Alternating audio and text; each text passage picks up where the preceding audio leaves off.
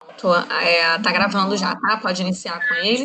Bastante para a sala de. Quando terminar, você me sinaliza, tá? Tá bom, eu te aviso. Vou começar com um quiz, aí depois eu vou passar para o que a gente tinha combinado do artigo. Tá bom? Já tá tudo aqui no. Deixa eu compartilhar a tela. Vamos Tá bom. lá? Tchau, pessoal. Boa noite para todos. Boa noite, pessoal. Tudo Boa bom? noite, professora.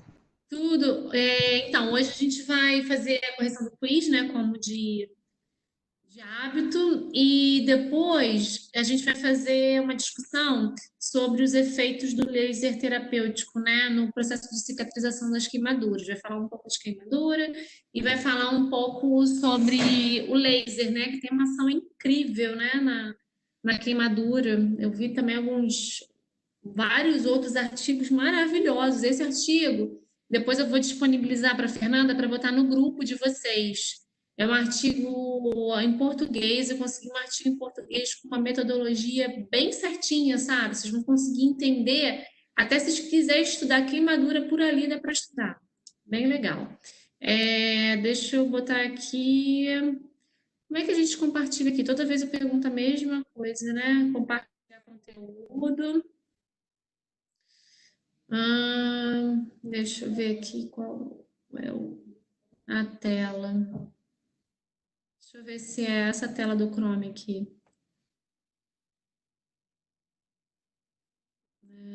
Só um momento. Vou abrir por aqui mesmo. Quiz. Vocês estão vendo aqui agora a tela do quiz, né? Quiz 3, C3, N6. Tá ok, pessoal? Só alguém abre o microfone e fala.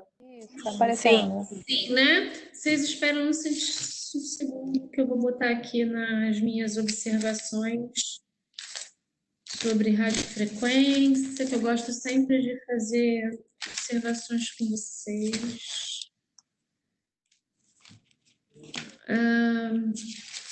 Vamos lá. Tá falando a primeira questão, falando sobre radiofrequência, né?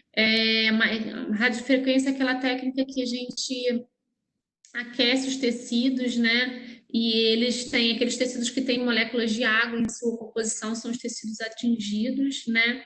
Essa técnica ela age por emissão de corrente de alta frequência, é bem utilizada, né? A radiofrequência é bem procurada. Então, a radiofrequência é uma modalidade não invasiva, capaz de estimular mudanças na conformação do colágeno, né? E induzir a neocolagênese através da geração de energia térmica, né? Como eu falei para vocês. De forma controlada em camadas mais profundas de tecido cutâneo e do tecido subcutâneo. Diante disso, marque a resposta certa do objetivo, né, da radiofrequência. Ela diminui a flacidez e também pode diminuir a linha de expressão, né, que ela estimula a formação de novos tecidos de colágeno, né, e ela tá muito assim, pelo que eu me instruí bastante sobre radiofrequência, que não era um assunto que eu soubesse a fundo, assim, ela tá muito ligada também às cicatrizes, né? Dei uma estudada mais a fundo sobre as fibras de colágeno, né? A formação de fibras de colágeno, ela tem bastante evidência para isso, né? Uma boa área de atuação. A próxima questão é sobre a vacoterapia, né? Ou a endermo, né? A endermoterapia, né? Ela trabalha com fibroedema geloide, né? Com a celulite, né? Esse processo ele é feito a partir de um aparelho massageador e é responsável por fazer uma sucção da pele, estimulando o sistema circulatório, onde elas pediram para poder preencher, né? Ela é uma massagem mecânica, né? Ela faz uma pressão positiva junto com uma pressão negativa, né? E aplica na pele e no tecido subcutâneo. Ela é bem indicada para celulite e para gordura localizada. Acharam difícil, pessoal, esse quiz? Como é que foi o nível de dificuldade dele? Achei. É? Achei mais tranquilo. Achei mais tranquilo. A próxima Eu acho complexo. é só falar um adendo assim em relação também à vacoterapia, né? Ela oxigena bastante a circulação e o tecido conjuntivo.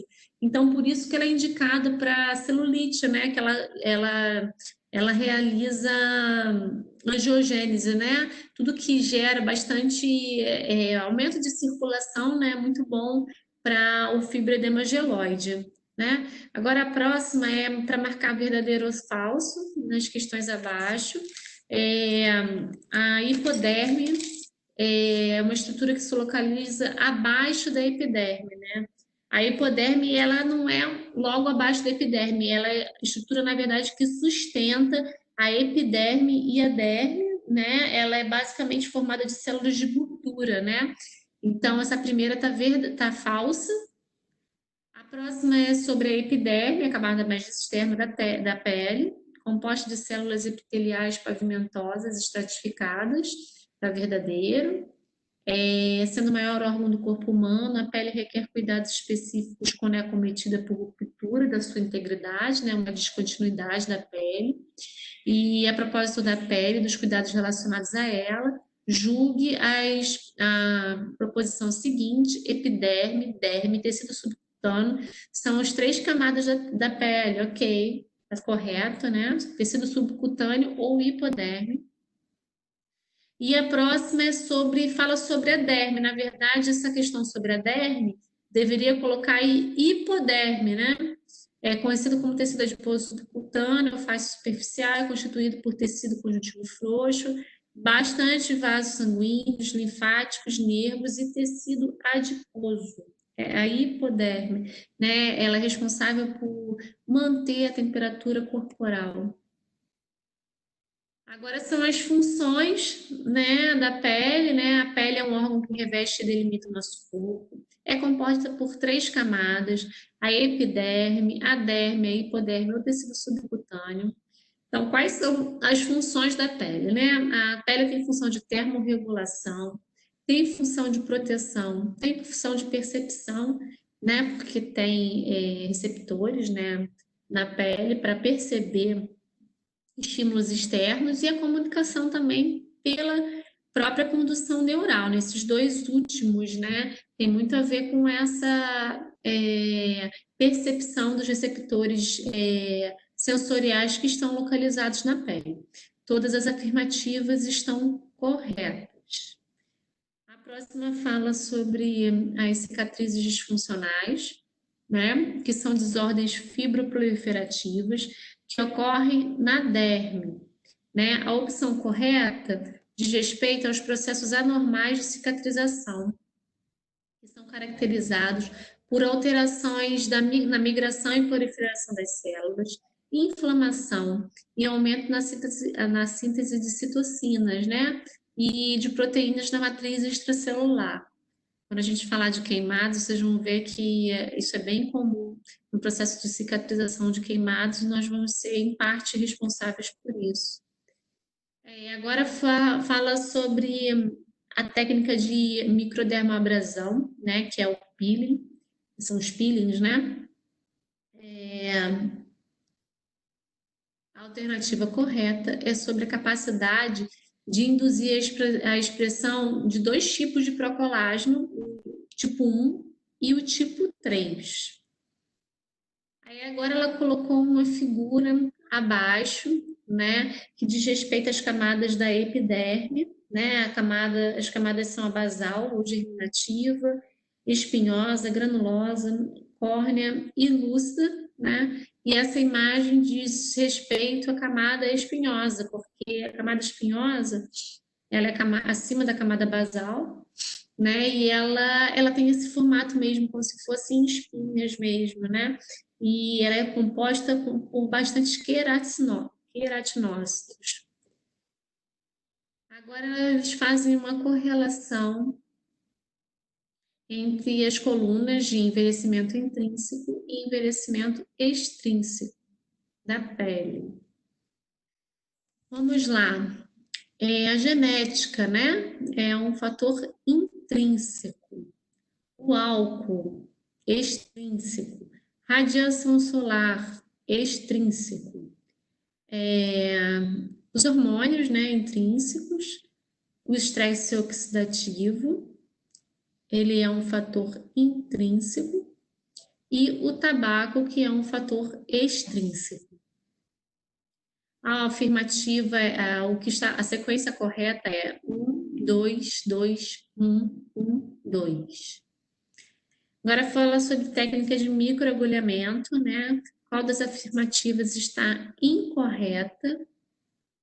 A afirmativa incorreta é que o microagulhamento é indicado para tratamento de cicatrizes, especialmente as acnes, né, as estrias, esfoliação na camada superficial da epiderme, calvície e melasma. As demais estão corretas. Ainda sobre as chamadas da pele, né? A pele como o maior órgão do corpo humano, representando 15% de seu peso, é composta por 3 camadas principais: epiderme, né, que é a camada externa, a derme, a camada intermediária, e a hipoderme ou tecido celular subcutâneo, né, a camada mais interna. A epiderme é um epitélio estratificado.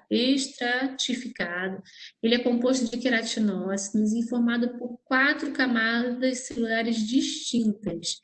Né? Essas camadas, né, como a gente já havia citado anteriormente, a camada córnea, granulosa, espinhosa e germinativa. E agora, rapidamente, a gente terminou esse quiz que eu estava achando que está muito fácil. Pessoal, como eu falei com vocês, a gente vai falar um pouco sobre queimaduras, né, e de que forma, o que a gente tinha discutido, né, eu, a professora Mariana e a professora Fernanda, era de que forma a gente poderia discutir algum tipo de artigo com vocês, né, e aí eu escolhi sobre laser, porque eu acho que tem bastante coisa bem legal.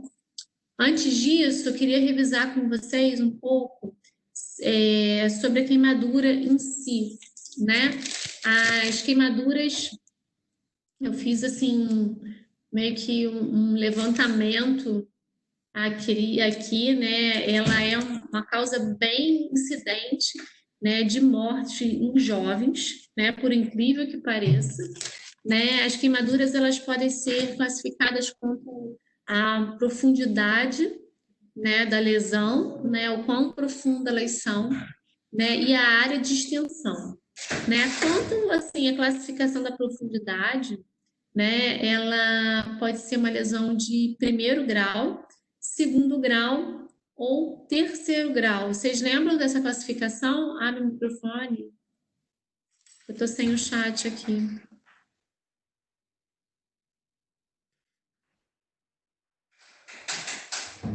Pessoal, essa classificação para vocês das queimaduras.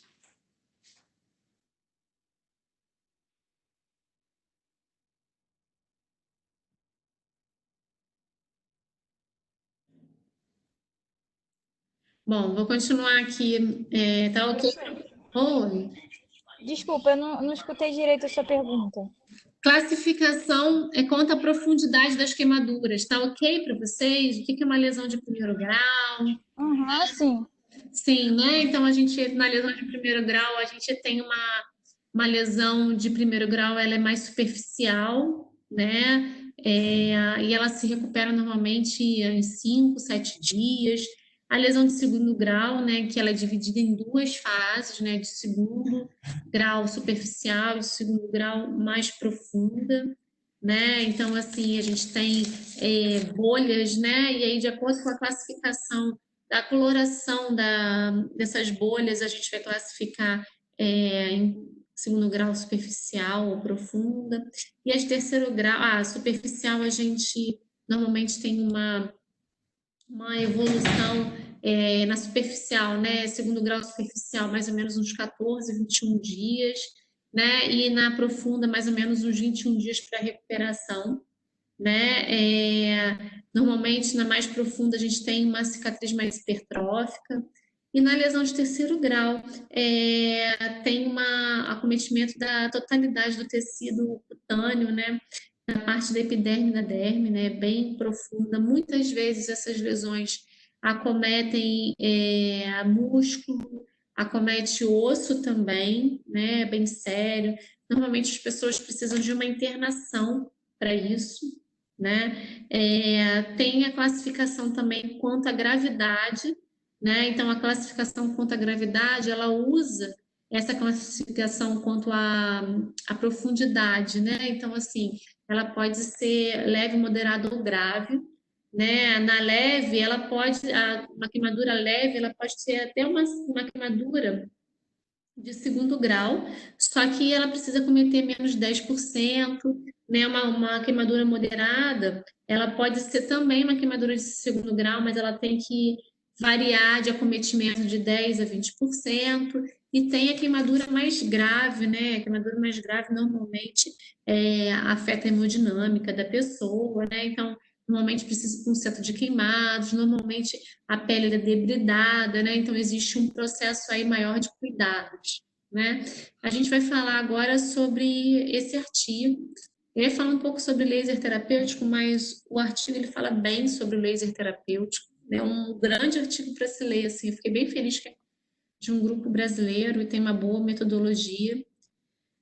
São os efeitos do laser terapêutico, né, no processo de cicatrização das queimaduras, né, uma revisão bibliográfica. Se vocês verem na revisão bibliográfica, eu vou descer para mostrar para vocês uma coisa. Ele vai ter um quadrinho logo aqui abaixo. Vocês daqui a pouco vão estar fazendo, se Deus quiser, o TCC de vocês. E pode ser por revisão bibliográfica, né?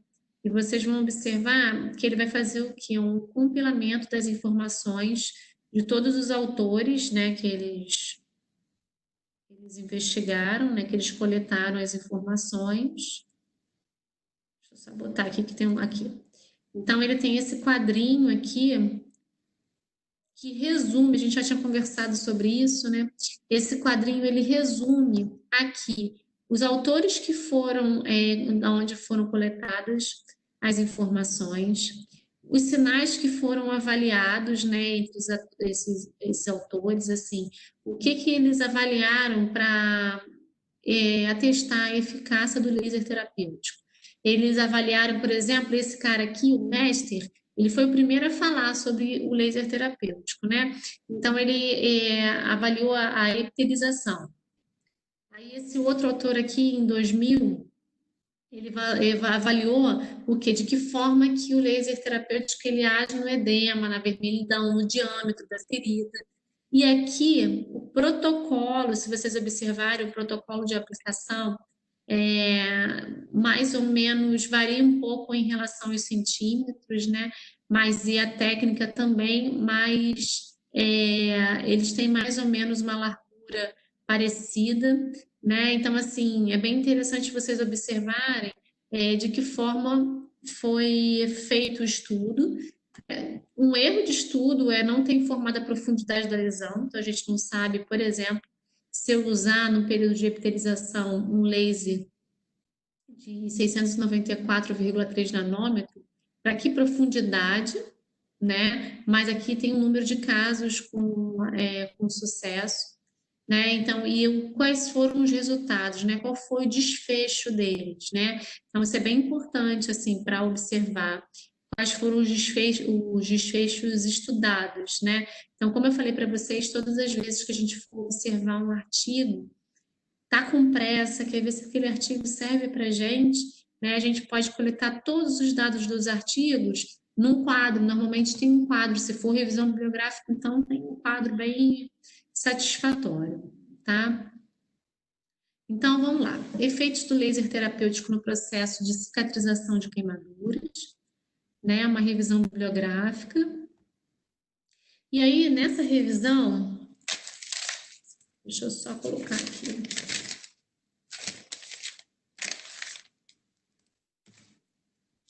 Um segundinho.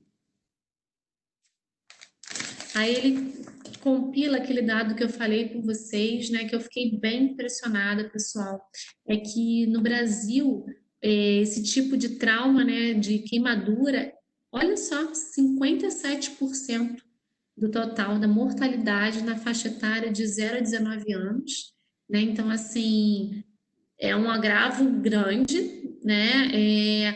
Uma taxa de mortalidade, ele vem aqui com uma taxa de mortalidade alta, 34%, né? Muitas vezes por infecção também, muitas vezes o local ele não tem um centro de queimados, né? Uma coisa importante que eu, antes de ler esse artigo, eu li alguns outros artigos, algumas outras referências, eu achei bem importante observar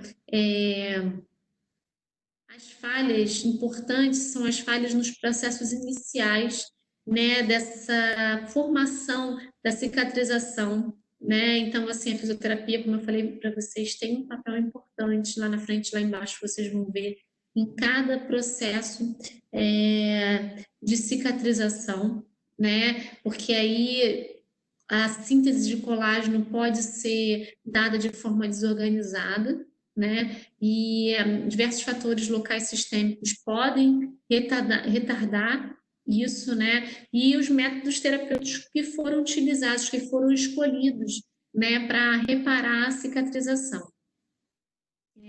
Agora ele veio falando do laser de baixa potência, né, que é o objeto de estudo dele, né, que ganha um destaque, né, o laser nas últimas décadas, né, é uma forma de fototerapia, é o laser de aplicação de luz monocromática e coerente de baixa energia em vários tipos de lesão, obtendo sucesso quando utilizado para induzir a cicatrização de feridas difíceis, né?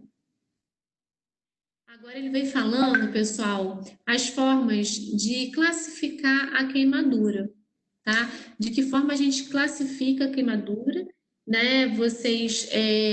A gente já falou anteriormente, né? De que forma a gente pode classificar. Eu vou ler só o primeiro parágrafo e depois a gente vai dar uma dinâmica maior para o artigo, tá? A queimadura é uma lesão dos tecidos orgânicos em decorrência de um trauma de origem térmica que varia desde uma pequena bolha até formas graves, capazes de desencadear respostas sistêmicas proporcionais à extensão, como eu falei para vocês, né, a gente classifica de acordo com a extensão e a profundidade, né? E pode levar a uma desfiguração, à incapacidade ou até à morte. E aí depois ele vem falando, né, de que forma a gente classifica a lesão de acordo com a extensão e a profundidade, né? Então agora ele vem falando sobre o processo de cicatrização, né? Ele fala inicialmente o seguinte, né?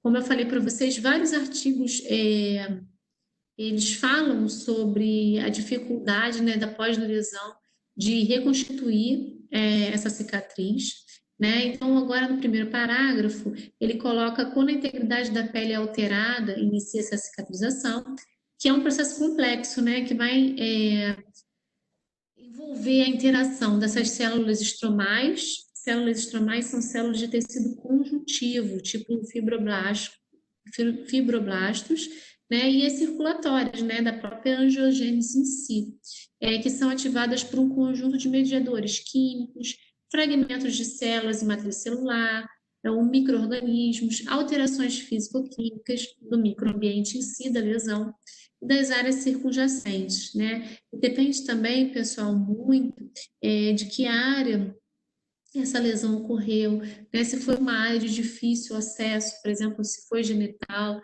né? De que forma a gente pode fazer, induzir esse processo de cicatrização, né? E aí, didaticamente, esse processo de cicatrização, ele é dividido, né? Em algumas fases, né? Muitas vezes elas são interpostas. Então, as fases de cicatrização são a fase inflamatória ou exudativa, a fase proliferativa, né, onde tem a formação da granulação em si. Essa forma de cicatrização da queimadura, ela, na segunda fase, né, proliferativa, ela se divide em 3 formas, né, segundo o artigo: a reptilização, a fibroplasia e a angiogênese em si. E a última fase, que é a fase de maturação ou remodelação. Agora, vamos lá. Júlia, está conseguindo ver o artigo? Júlia? Consegue abrir o Sim, microfone? Então, vamos lá, Ju. Vamos ler aqui o que é a fase inflamatória da cicatrização. Eu coloquei em azulzinho aqui. a fase inflamatória ou exsudativa inicia logo após a lesão, com formação de rede de fibrina e migração de neutrófilos, linfócitos e, mais tardiamente, os macrófagos, tendo como objetivo remover tecidos desvitalizados.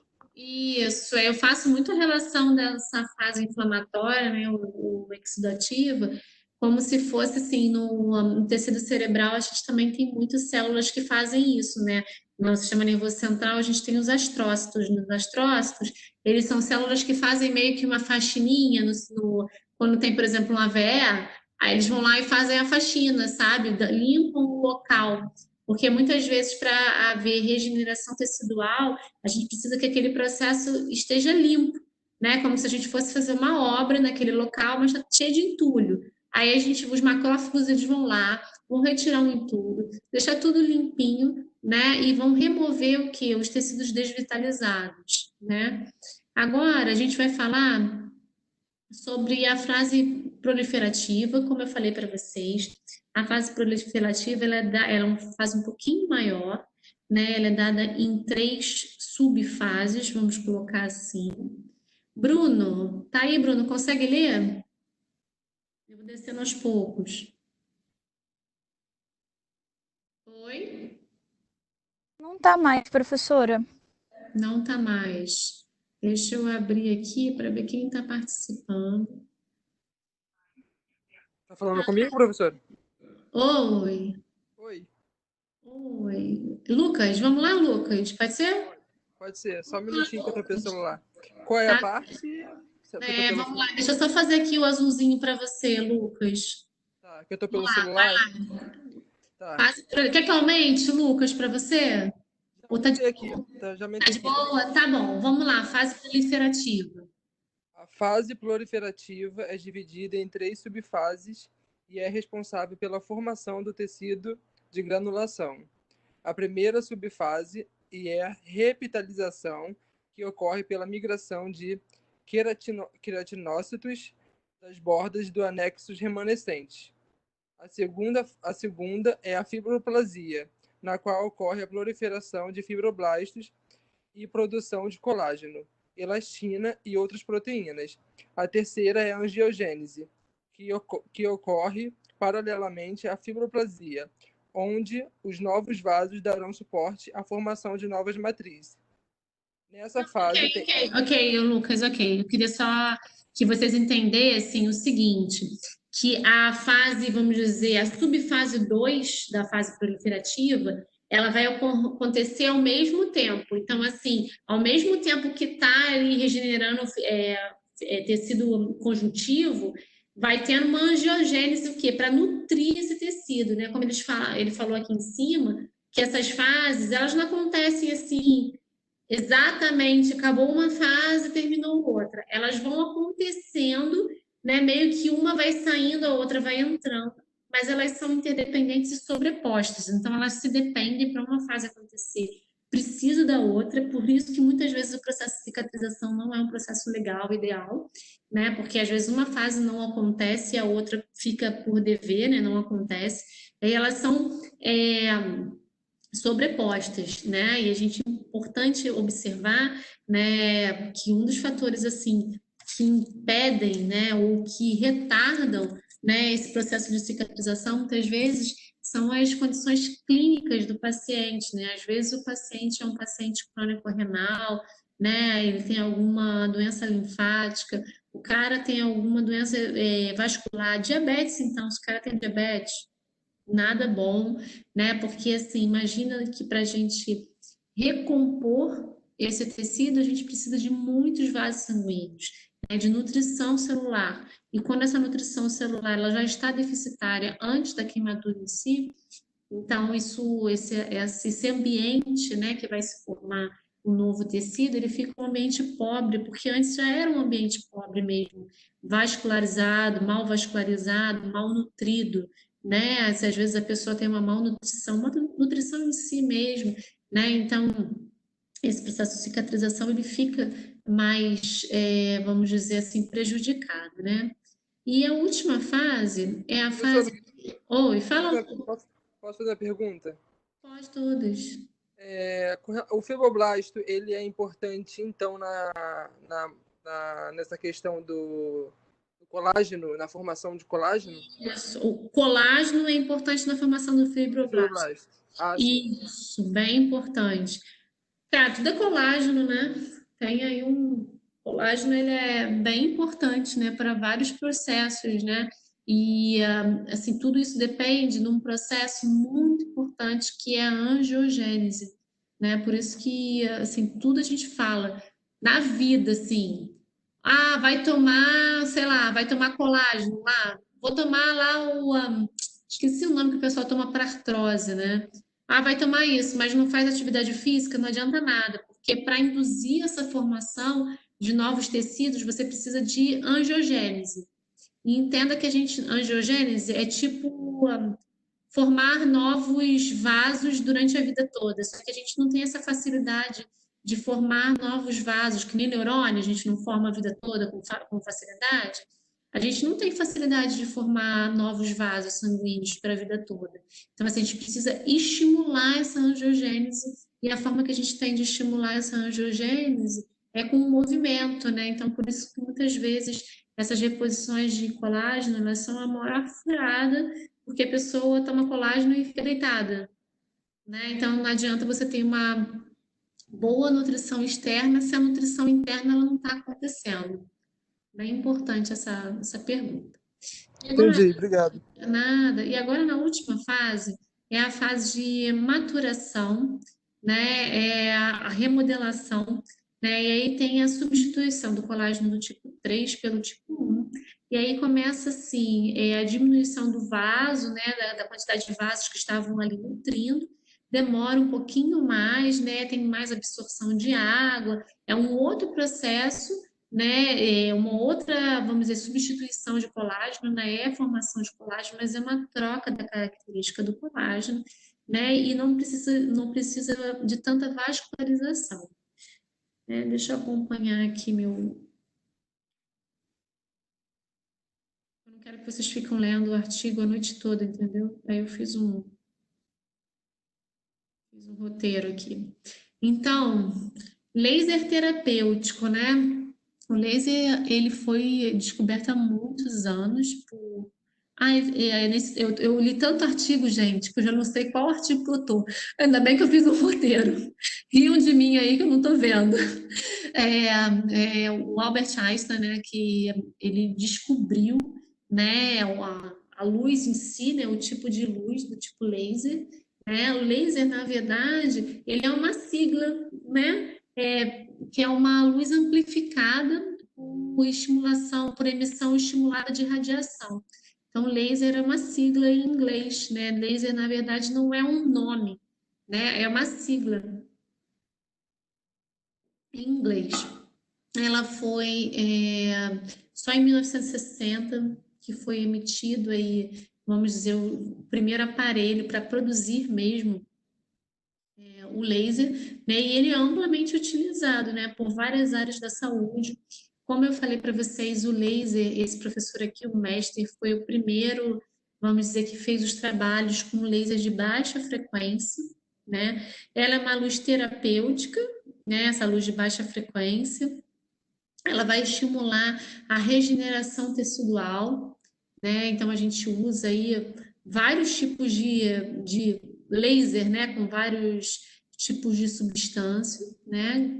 De baixa potência ou baixa intensidade, né? E aí vocês vão ver, tipo, 100% dos artigos, né? Que essa luz terapêutica que está aqui no quarto parágrafo, essa luz terapêutica, ela corresponde a uma pequena porção do espectro, né, e que compreende os comprimentos de onda visíveis, né, ao infravermelho, próximo a 330 a 1.100 nanômetros. Então, o comprimento de onda fica ali, né, a potência ela é menor sempre de 500 megawatts e a dosagem sempre menor do que 35 joules, né? E agora a gente vai, deixa eu só. O que faz o laser?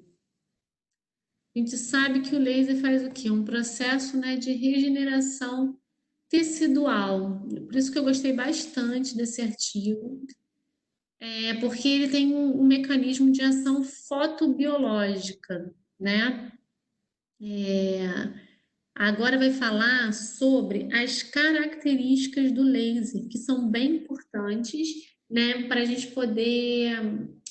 Bem importante quando a gente usa uma terapêutica, a gente saber as características daquela terapêutica para aliar aos nossos objetivos, né? Então, quando a gente faz uma avaliação fisioterapêutica, a gente vai traçar os objetivos de acordo com a avaliação, e daí a gente vai começar o quê?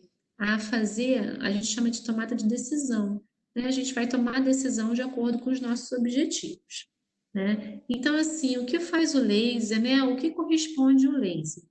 Letícia, consegue abrir seu microfone para a gente ler esse primeiro parágrafo aqui sobre monocromaticidade, coerência e colimação, que são as características do laser? Letícia? Letícia está aí?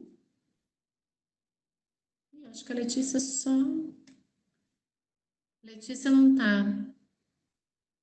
Deixa eu abrir aqui os participantes. Só tem, acho que eu, Alderson e Lucas. Aí a Letícia também, só que acho que a Letícia não tá. Vamos lá, Alderson, você consegue, Alderson, ver aqui esse primeiro parágrafo? Alderson, acho que também não está aí. Se quiser que eu leia, a professora pode falar. Não, de boa, eu vou ler. Era só mesmo para deixar o negócio um pouquinho, né, um pouco mais dinâmico, né? Porque senão fica uma chatura só. Lendo, eu lendo, né? E a gente interage, né? Vocês conseguem... Muitas vezes quando a gente lê, a gente, tipo, entende, pelo menos no meu caso, né? A gente consegue entender um pouquinho mais, né?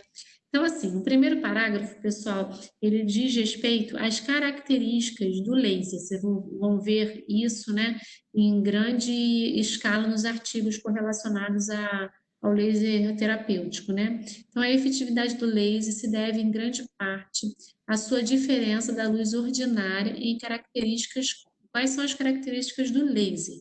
Monocromaticidade, coerência e colimação. Né? Essa primeira característica que eles sempre colocam como a mais importante. O que acontece? A luz ela é de uma cor só. É o que diz a palavra. Monocromaticidade indica que a radiação é constituída por fótons com um único comprimento de onda e, portanto, uma cor só. Esta característica determina quais biomoléculas absorverão a radiação incidente. A próxima característica que eles citam aqui é sobre a colimação. Significa que os raios são todos paralelos, né? Esses raios laser, que a gente vê uma coisa só, né, na hora que vê, mas eles são todos paralelos, né? Mantém uma potência agrupada numa área pequena, né? E percorre grandes distâncias na pele. Eu acho isso, assim, fantástico.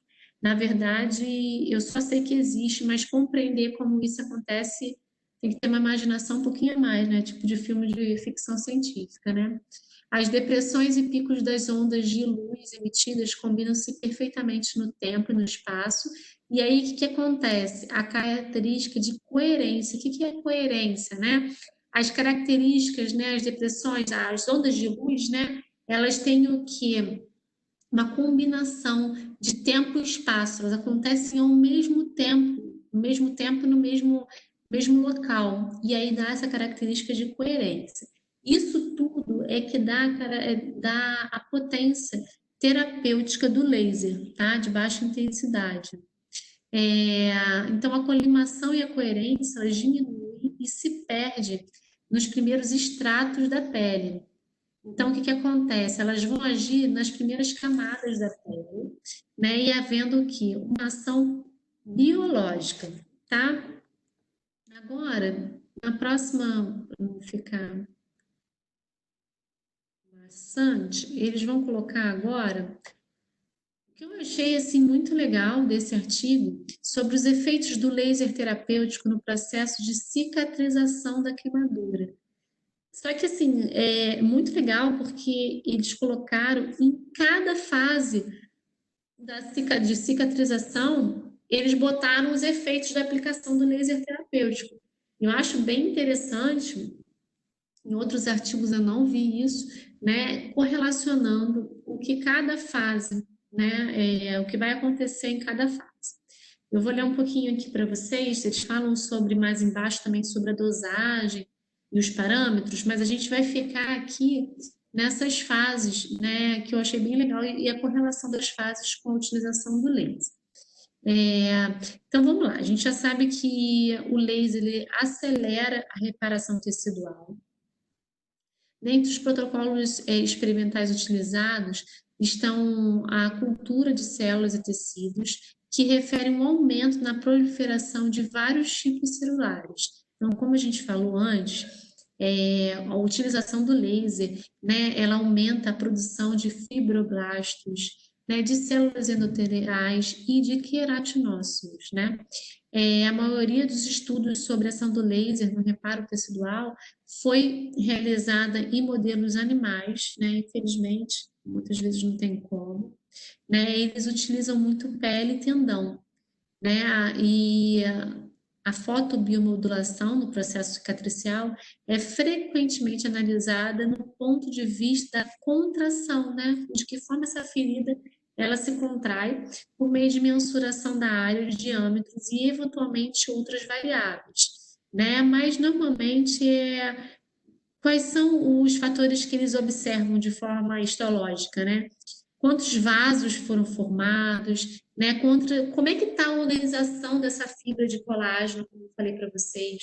É bem importante observar nesse processo inicial, né? De que forma a gente atua, né? Nesse processo inicial por causa da organização das fibras colágenas, que vai dar a característica da cicatrização dessa queimadura, tá? Vamos lá. Na fase inflamatória, né, ele coloca aqui em cima sobre a fase inflamatória da cicatrização e os efeitos da aplicação do laser terapêutico, né? A gente sabe que a inflamação, né, a geração de substâncias inflamatórias, ela é bem importante para o reparo, né? As células dessa fase têm papel importante na liberação de enzimas, né, produtos de oxigênio, como eu falei para vocês, para fazer uma faxina daquela área ali, que está toda suja, toda bagunçada, para começar o que? O processo de a cicatrização em si, né? Entre as condições relacionadas à cicatrização anormal estão a inflamação prolongada, o trauma repetitivo e infecção. Então, assim, nos artigos também que eu li para poder passar essa aula para vocês, né? Como eu falei para vocês, muitas vezes essa inflamação ela pode ficar prolongada porque esse tecido, esse organismo, né, sistemicamente, ele não está preparado para reagir a essa inflamação. Ele não consegue produzir substâncias, né, anti-inflamatórias, né? Então, depende do organismo em si. Né? Muitas vezes aquela pessoa tem um trauma repetitivo naquela região queimada, às vezes bate, né? Às vezes é uma pessoa que não tem uma boa atividade cognitiva, então se machuca várias vezes e é difícil essa reparação tecidual. E muitas vezes pelo ambiente que a pessoa está, pela própria higienização, a gente pode dar abertura aí para um processo de infecção durante muito tempo. Né? A dosagem que eles utilizam está aqui, né, em modelos animais, de 5 joules nos primeiros 3 dias. Né? Esse outro autor aqui, o Campos, ele colocou esse tipo de laser, né, que é capaz de aumentar o número e atividade de polimorfonucleares, né? Então, assim, sobre bactérias, né? Acaba que eles conseguem fazer uma limpeza, né, maior dessa região, né? Professora, Oi. a gente pode pensar em laser como a questão de produção de calor? Produção de calor, Não, né? não. Porque assim, eu fico pensando, Saúde, exemplo, ah, quando eu não tinha um conhecimento assim de laser para tratamento, eu imaginava que assim, poxa, laser meio que queimar a pele, sabe? entendi. E aí eu ficava pensando, poxa, em queimadura, como que vai tratar? Eu achava que se fosse o laser, Isso. Então, esse laser terapêutico, ele é de baixa intensidade, né? Ele usa uma luz amplificada. Na verdade, é Júlia que está falando? Quem está falando? Que eu não estou conseguindo ver aqui o sou eu, professora Ju. Ju. Então, o que que acontece? A gente tem uma ideia muito de laser, uma coisa cortante, né? A gente pensa que laser vai cortar alguma coisa, né? Aquela coisa, por isso que eu falei, às vezes a gente tem que ter uma imaginação um pouco maior. Na verdade, isso eu li até, eu acho que tem até aqui, Ju, anotado, eu li muita coisa para poder, gosto de saber de bastante coisas antes de dar aula, assim. Mas eu li algum artigo assim, o que que acontece? A gente vai fazer uma, a gente chama de transdução. A gente vai pegar um estímulo, que é um estímulo de luz, né, vamos dizer assim, e no tecido, esse estímulo, ele vai se transformar, ele vai alterar substâncias químicas, ele vai ativar substâncias químicas. Vou tentar fazer um paralelo. Por exemplo, quando a luz, ela a luz da onde que a gente está, do ambiente onde a gente está, ela incide sobre os nossos olhos, isso causa um processo de transformação bioquímica.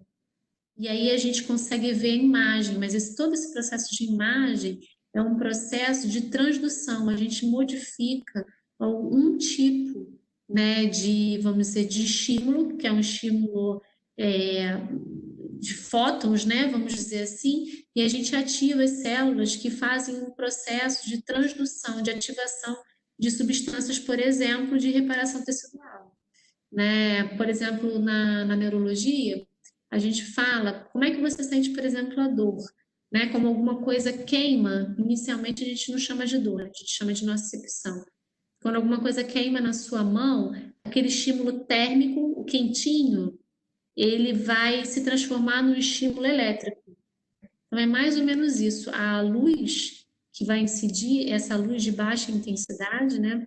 Ela vai estimular, né, de acordo, é por isso que tem assim, sei lá, 5 joules, né, o comprimento de onda, tudo isso faz o quê? Ela faz uma transformação e estimula em todas essas fases, por isso que assim, eu meio que pulei algumas questões do artigo e fiz meio que questão da gente entrar nessas fases, tipo fase inflamatória, qual é o tipo de laser que eles usam, porque cada tipo de laser, né, cada substância dessa, cada comprimento de onda, cada valência dessa, ela vai estar incidindo e produzindo substâncias específicas. Por isso, tão importante é você, pelo menos, entender um pouco das fases de cicatrização, né, e um pouco dos efeitos. Eu acho isso fantástico. Como eu te falei, a gente precisa imaginar, né, filha? sim, sim. Porque assim, né, e porque você tentar correlacionar, né? Porque é realmente um processo. E é importante, né, professora? Porque, exemplo, se existe um excesso de utilização de laser numa fase dessa, pode ocorrer um problemão. Bom, ao invés de você estar É, estimulando uma formação, né, uma reparação tecidual, uma formação de colágeno, uma angiogênese, por exemplo, que é mega importante, você pode. Lembra que a gente falou lá em cima sobre as fases de cicatrização, tipo assim, que elas são sobrepostas, né? Que não acontece assim elas são interdependentes e sobrepostas.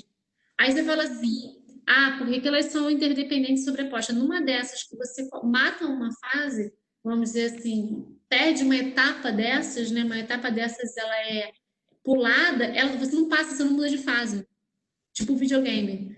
Você não vai mudar de fase, né? Porque a gente depende, né? Ah, eu formei fibroblasto, ao mesmo tempo que eu estou formando ali colágeno, eu preciso de vaso sanguíneo, só que aí aquele colágeno que eu formei é o colágeno do tipo 3, só que na fase lá de remodelação eu preciso do colágeno do tipo 1, mas se eu não formei o colágeno do tipo 3, eu não formo o colágeno do tipo 1.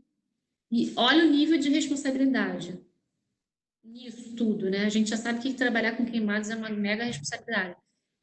Mas olha o nível de responsabilidade de trabalhar com um paciente desse, né? O laser terapêutico, só abrindo um pouquinho o leque de vocês, assim, em relação ao meu conhecimento até de vida mesmo.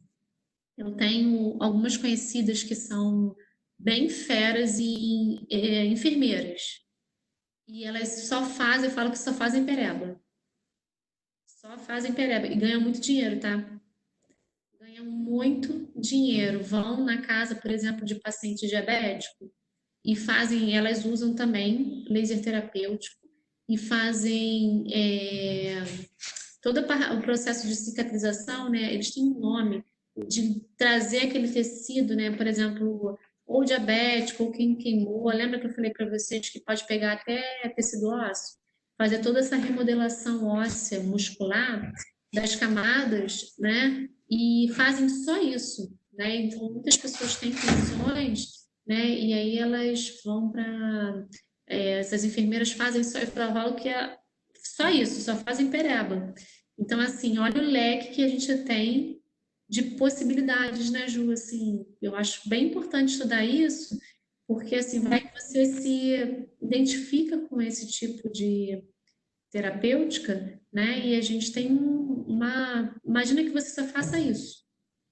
Essas minhas pacientes... Tem uma paciente minha em específico, uma colega, a outra uma paciente minha específica, a Karina, que ela é doutora na UFRJ, ela só dá aula nisso, e ela faz isso, ela vai, vamos dizer assim, só em casa de pessoas que têm um poder aquisitivo alto, só para fazer isso, assim, ela vai lá e remodela cicatriz, remodela tecido, é bem interessante pensar, né? Então, Professora, pode falar, Ju. desculpa, tem alguma contraindicação, exemplo, em relação a excesso, exemplo, poxa, eu vou ficar fazendo toda hora laser, laser. Sim, tudo em excesso tem contraindicação. Não, porque assim, eu penso assim, se você está utilizando muito o laser, pode haver, não ter mais eficácia. Isso pode não ter eficácia, pode não haver a produção dessas substâncias, né, que estimulam a reparação do tecido. Pode haver, como a gente falou, queima de etapa. Né? Essas etapas elas podem ser, não podem acontecer. Se uma etapa não acontecer, aí a gente não vai conseguir, principalmente se for uma queimadura um pouquinho mais séria, né? Uma queimadura que teve debridamento de pele e tudo mais, a gente precisa, a gente pode abrir porta para infecção, né? Pode gerar aí um locus para bactéria. Pensa do quanto que a gente é responsável, né? Por todo esse processo, né? Quem escolhe trabalhar com isso, assim. Então, é bem importante pensar sobre isso, né? Então, uma questão importante nesse parágrafo sobre a fase inflamatória, que eu acho importante ressaltar, é que esse autor aqui, o Campos, ele afirma que o laser terapêutico tem efeito antioxidante, né? Então, assim, ele faz a estimulação de enzimas, né? E estimula, né, o sistema endógeno. O que é o sistema endógeno? O que a gente já tem mesmo de produção de antioxidante, não antioxidante que vem da medicação de fora. Então, assim, o laser, né, ele faz essa produção endógena de substâncias, de enzimas antioxidantes, né? Para quê? Para não destruir ainda mais aquele tecido. Assim, é muito, muito, muito interessante. Essa partezinha também aqui é bem interessante porque na queimadura os radicais livres eles são produzidos na reposição de fluidos. né? Porque assim, o que que acontece? Existem bactérias aqui e ali, né? Tem um fragmento de tecido, então assim, começa a iniciar uma fragmentação, né? Uma fagocitose, né? Pelos neutrófilos, né? E lembra que eu falei para vocês, macrófagos, neutrófilos, eles vão fazer o que naquele tecido que está cheio de oxigênio ali, vão fazer a limpeza do terreno. E aí, o que que o laser ele vai fazer? Ele vai estimular o que? A formação dessas enzimas que vão o quê? Não deixar esse sistema ficar produzindo o quê? Bactérias o tempo todo. Lembra, olha aqui, ó, esse ambiente para as bactérias, ó, formação de bactérias, ele é dependente de quem? De oxigênio. E aí, o que que o laser vai fazer? Ele vai promover um efeito antioxidativo. Essa produção de bactérias, ela é importante, né? Mas se a gente produzir bactérias demais, o ambiente ficar com muito oxigênio, o que que acontece com esse ambiente? Vira um ambiente de infecção. Então, o laser ele vai ajudar nesse processo. Bem legal, acho isso bem interessante. Eu sou formada há quase 20 anos. Há 20 anos atrás ninguém falava sobre isso. Eu acho isso muito estimulante, né? Então, vários autores eles reforçam a utilização desse tipo de substância, né? O laser de hélio, né? Neônio. Então, assim, é bem importante você ver que vários autores eles corroboram com essas informações, né? Eles observaram o desaparecimento precoce de neutrófilos, como eu falei para vocês, né, que são substâncias que vivem no meio de oxigênio, então se ele é antioxidante, ele vai meio que limpar esse meio, esse nível de oxigênio desse meio, né, então remove o número de macrófagos, neutrófilos, né, então é bem importante por isso. Eles meio que repetem isso o tempo inteiro.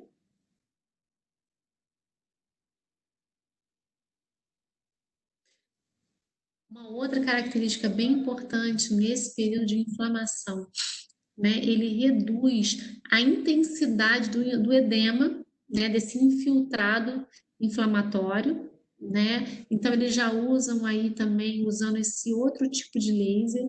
Então, assim, eles colocam aqui o seguinte: qual o tipo de laser que é utilizaram, a intensidade desse laser utilizado e qual a correlação da utilização desse tipo de laser com a ação, né, com o objetivo no organismo, tá? Não vale aqui ficar relatando cada tipo de laser e cada intensidade, mas é interessante observar que cada tipo de laser tem correlação, né, com algum tipo de objetivo. Sabe-se que a sepse ainda é uma das principais causas do óbito no queimado, isso é bem comum. A gente viu lá em cima que é um relato bem alto, né, de mortalidade de pacientes de 0 a 19 anos, a maioria por sepse, né, por infecção. A literatura relata que a luz laser pode inibir o crescimento de bactérias em feridas, né, como eu falei para vocês, ela é antioxidante, então meio que ele fica repetindo isso aí o tempo inteiro, né, em relação às bactérias. Deixa eu só subir aqui. E agora, ele vai falar sobre a fase proliferativa.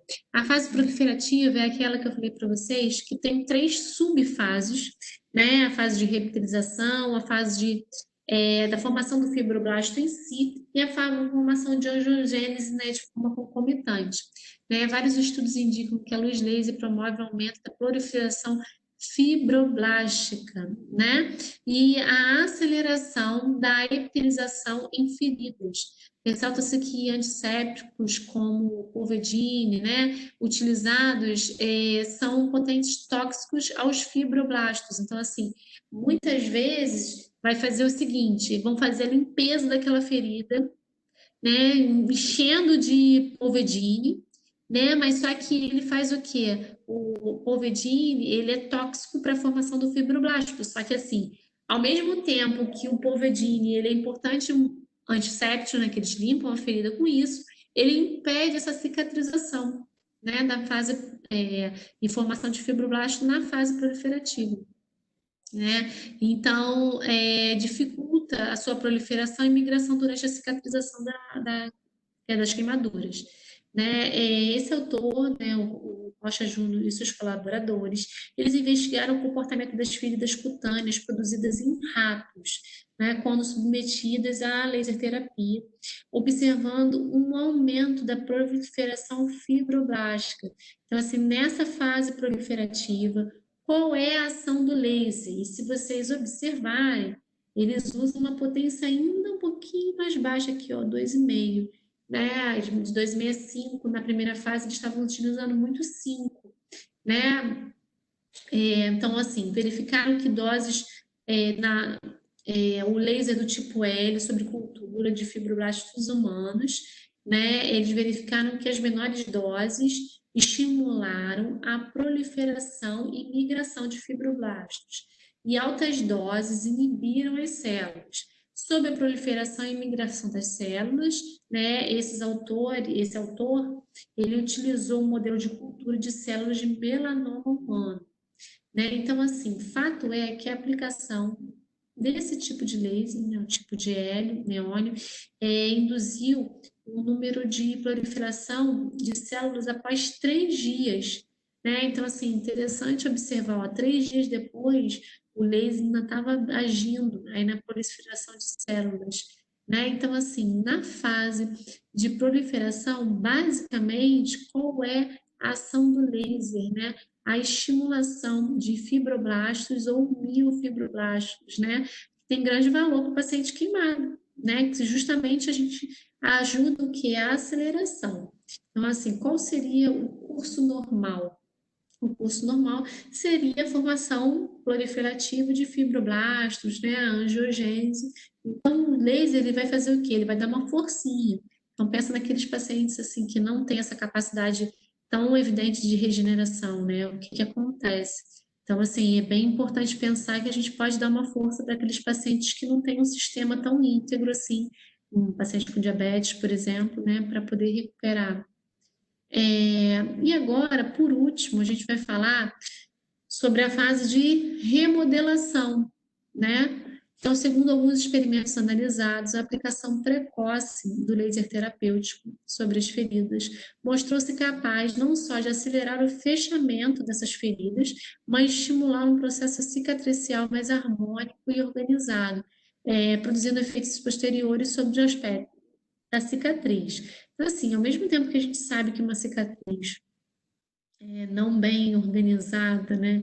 Esse processo cicatricial não bem organizado, harmônico, esteticamente ele não é tão legal. A gente sabe também, como fisioterapeuta, que esteticamente não é legal e também funcionalmente não é legal, né? A gente não consegue recuperar a função. Pensa que a gente usa o laser, né, com essa fase toda de remodelação, fibroblastos, mas o nosso objetivo é que aquele paciente ganhe função, né, volte para a sua vida normal. Então, assim, é importante pensar também que se uma cicatriz não está harmônica, ela diminui a capacidade de função em si, né? E eles utilizaram, né, as fibras, esses autores aqui, né? Eles observaram que as fibras colágenas, elas mostravam maior tendência à organização orientadas, né, paralelamente à epiderme, em comparação ao grupo controle. Então, a cicatriz de gatas irradiadas tem maior resistência têncil e aceito que a maior organização das fibras de colágeno aumenta a força têncil da cicatriz, né, para aquela cicatriz ficar com uma boa capacidade de tensão, né? Visando estudar a influência do laser de baixa intensidade sobre fibras colágeno, esse autor, né, procederam à análise das seções teciduais por meio de corantes cílios vermelhos, que reagem especificamente com colágeno para fibras elásticas. E o que foi revelado? Mais importante, né, que durante o processo cicatricial, os grupos tratados com laser, o padrão organizado mais evidente, com fibras mais unidas, né? Então, o que é isso? Força mais têncil, né? E uma maior expressão de fibras elásticas. Então, assim, o que, vamos dizer assim, né, a gente tem uma maior evidência no processo de remodelação, né, da cicatriz. Aquela cicatriz fica uma boa força têncil, né? Então é importante pensar de que forma o laser ele vai agir. E se a gente observar aqui ao longo, né, ele coloca o quê? Quanto que ele usou de joules, né? Eles vão reportando o quanto que ele utilizar.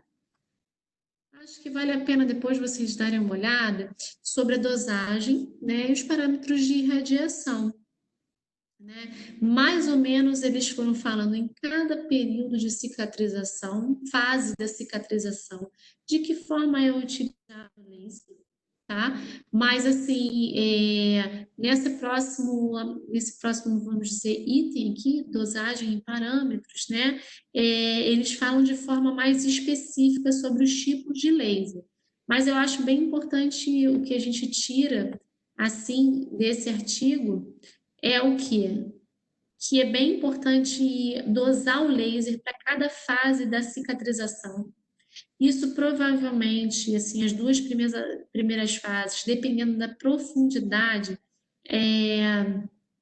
da cicatriz, vocês vão fazer no hospital, né? Provavelmente isso não vai ser feito, não vai ser feito fora, no ambiente hospitalar. E nessa fase, muitas vezes, de remodelação cicatricial, o paciente já pode estar em casa, né? Então, e a gente já vai estar combinando esse processo com o processo de recuperação funcional, né? Em todo o processo a gente vai estar recuperando, né? Mas aí o paciente vai estar mais com a pele remodelada, né? Muitas vezes o processo doloroso também, né? A intensidade da dor está menor, e a gente já consegue começar um treino mais efetivo da capacidade funcional, né? De restabelecimento da capacidade funcional.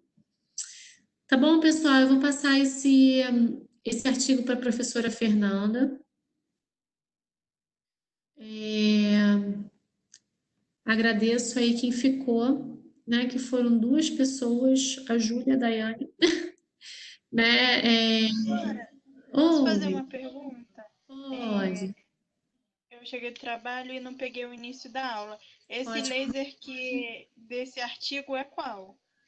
É o laser terapêutico. E aí, é de baixa intensidade e são vários tipos. Aí cada fase, Daiane, dependendo dependendo da fase, né? A fase tal, ele vai correlacionar o tipo de laser com a fase da cicatrização. Aí você precisa ver, eles citam muito assim, o laser de hélio no início, entendeu? E aí você precisa ler o que eu achei que eu falei assim, mais legal, assim, de tudo que eu li para poder passar para vocês. Eu peguei esse laser, esse artigo, porque ele coloca exatamente assim a fase de proliferação. O laser tal foi importante por isso. É uma revisão. E é legal, né? Uma ferramenta que você tem na mão. Imagina, se pega um queimado, é mó medo, né, da Vidália, para mim deve ser, né, eu acho, né, uma responsabilidade, né, muito grande nas mãos, então assim, você consegue pelo menos ter um estudo que te direcione em relação ao que vai ser utilizado. Eu achei bem interessante mesmo. Porque eu faço estágio e lá tem esse laser e às vezes eu fico assim meia perdida, porque nem sempre as cicatrizes chegam iguais. Cada uma chega lá de uma forma. Aí tem a formulazinha lá que alguns professores passam, só que eu fico justamente pensando nisso, de como usar em cada fase da cicatrização. Essa é especificamente da cicatrização da queimadura, né? Mas tem outros artigos que falam sobre a cicatrização em si, né? De feridas, né? Bem interessante mesmo ler sobre isso, porque ele vai dar exatamente o tipo do laser, a quantidade que vai ser utilizado, o pulso, bem interessante. Tá bom? Meninas, obrigada, boa noite. Obrigada, Vou pedir para fechar a sala, tá bom? Beijo. Até semana que vem. Professora, boa noite. Na reta final. professora.